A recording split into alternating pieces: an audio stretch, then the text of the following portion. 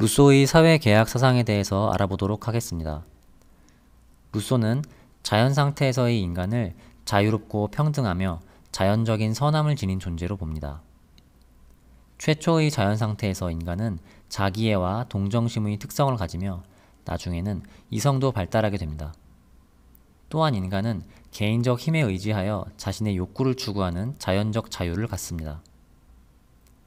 인간이 자연적인 선함을 지닌다는 것은 인간은 타인에 대한 연민, 즉 동정심이 있기 때문에 자연 상태에서 인간은 자기 보존에 위협이 되지 않는 한 타인에 대해 위해를 가하지 않는다는 의미를 담고 있습니다.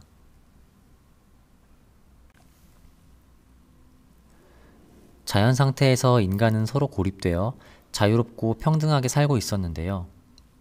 이때에는 사유재산이나 지배와 복종의 관계도 나타나지 않습니다. 그런데 루소는 이렇게 이야기합니다. 인간은 자유롭게 태어났으나 도처에서 사슬에 묶여 있다. 자연은 인간을 행복하고 선하게 만들었으나 사회가 인간을 타락시키고 불행하게 만들고 있다. 인간은 자연적으로 선하며 제도에 의해서만 악하게 된다. 자연적 선함을 지닌 인간이 타락하고 불행해지는 이유가 무엇일까요? 자연 상태에서 인간은 자유롭고 평등했지만 결국 예속과 불평등의 상태로 변화하게 되는데요. 그 이유들이 몇 가지 있지만 핵심적인 것은 자연 상태로부터 사회화가 진행되는 과정에서 나타나는 사유재산 개념의 발전입니다. 사유재산 개념이 발전하게 됨에 따라 부자들이 재산과 지배를 보장하는 법이 등장하였고, 이러한 법의 등장으로 사람들은 예속과 불평등의 상태로 가게 된다는 것입니다. 결국 최초 자연 상태에서의 자유와 평등을 상실한 사람들은 자유와 평등의 회복을 위해 사회 계약을 하게 되는 것입니다.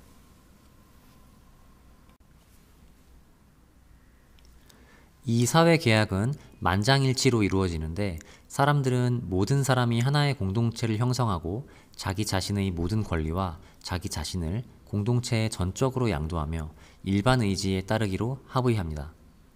이로 인해 각 개인의 사적인 인격은 사라지고 그 대신 공동체, 즉 하나의 공적 인격이 형성되는 것입니다. 각 개인은 공동체의 한 부분으로서 존재하게 되는 것이죠. 이 공적인 인격을 주권자, 국민, 또 다른 표현으로 국가라고 부를 수도 있습니다.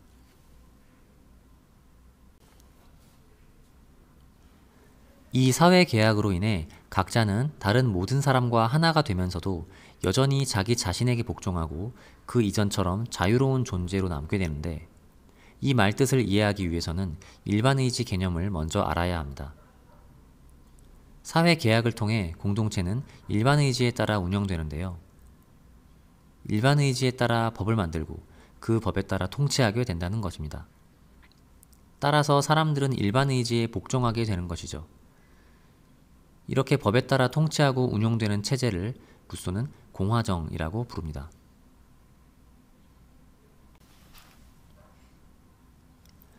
그러면 일반의지의 의미는 무엇일까요? 일반의지는 공동선을 추구하는 의지인데 공동체의 의지라고도 볼 수 있습니다. 이 일반의지는 공동체를 지도하는 최고의 원리가 되며 일반의지는 오류가 없습니다. 항상 옳고 사적인 이익을 추구하는 특수의지의 일부분입니다. 그리고 특수의지의 총합을 전체의지라고 합니다. 전체의지와 일반의지는 다른 개념입니다. 이 일반의지는 인민집회의 투표에서 다수결 등의 방식으로 드러날 수 있습니다.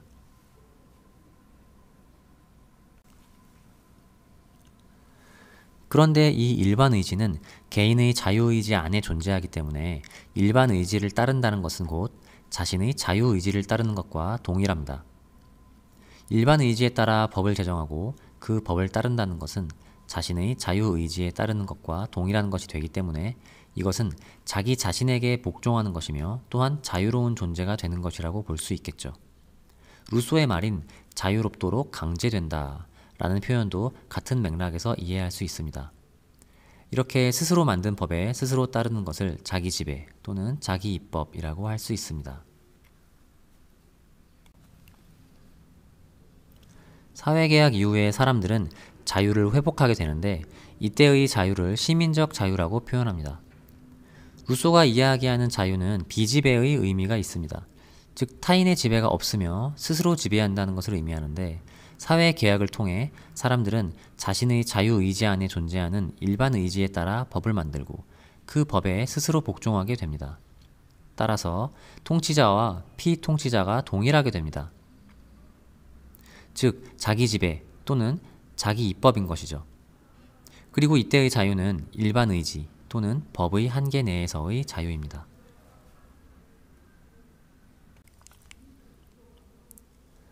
또한 사회계약 이후에 사람들은 평등을 회복하게 되는데요. 사회계약 이후 모든 사람들은 통치자가 되는 동시에 피통치자가 되기 때문에 모든 사람은 법 앞에 평등하고 권리와 의무에 있어서 평등하게 됩니다.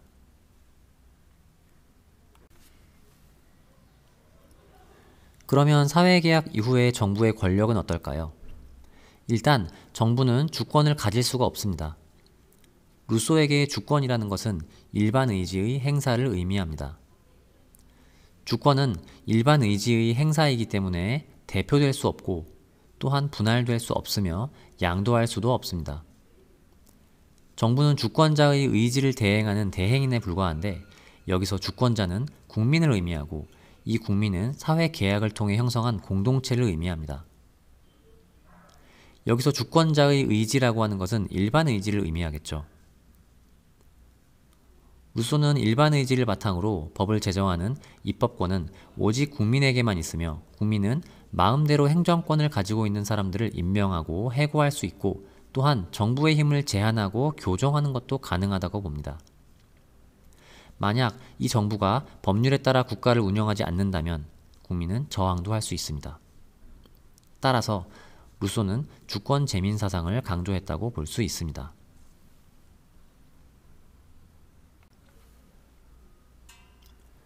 루소는 주권자로서의 국민이 직접 주권을 행사하는 직접 민주주의를 지지하는 입장이며 이와 동시에 법치가 이루어지는 공화정을 지지했다라고 볼 수 있습니다. 루소의 사회계약 사상을 정리해 보겠습니다.